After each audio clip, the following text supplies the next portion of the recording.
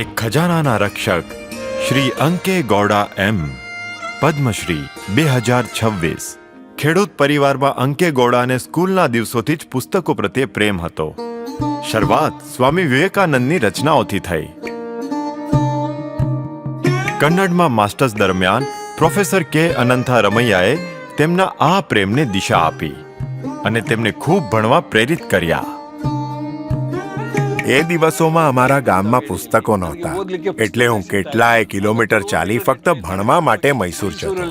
ಓದ್ಕೊಂಡು ನಾನು ಬರ್ತಾ ಇದ್ದೆ.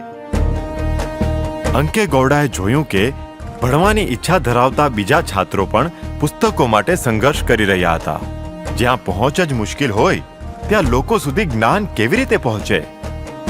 બસ કંડક્ટર અને સાકર મિલમાં ટાઈમ કીપર જેવી નોકરીઓ કરતા કરતા પણ તે પોતાના સપનાને આકાર આપતા રહ્યા.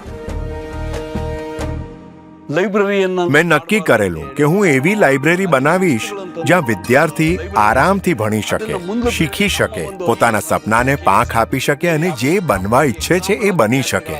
આઈએએસ, આઈપીએસ, કેપીએસ અને એનાથી પણ આગળ. નાની કમાણીથી ખરીદેલા પુસ્તકમાંથી એક નાની લાઇબ્રેરી બની ગઈ.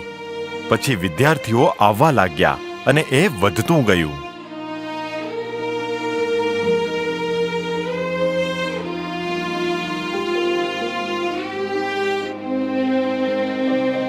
આ મિશન એમણે લગભગ પોતાના દમ પર ઊભું કર્યું. કમાણી, થોડી સંપત્તિનું વેચાણ અને પત્ની, પુત્ર તથા બાસવન્ના સાથે આગળ વધાર્યું. બાસવન્નાએ નોકરી છોડીને સાથ આપ્યો.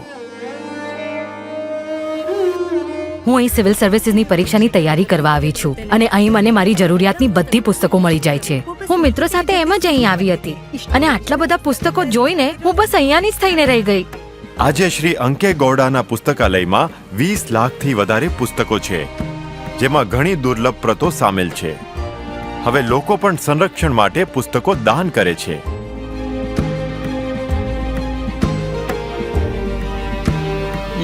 આને બનાવવું ક્યારેય બોજ નથી લાગ્યું. જરા ચારે બાજુ જુઓ, આ ખુશ અને સંતુષ્ટ ચહેરા. જ્યારે મારી પાસે ઘણું ઓછું હતું ત્યારે પણ હું હજારો લોકોને કંઈક આપી શક્યો હતો. એક આશીર્વાદ સમાન છે. મને લાગે છે ભગવાને મને આ જ ઉદ્દેશ માટે પસંદ કર્યો છે. ನಾನು ಹೇಳ್ತಾ ಇದ್ದೀನಿ. શ્રી અંકે ગૌડા એમ, પદ્મશ્રી 2026. કોટી કોટી નમસ્કાર.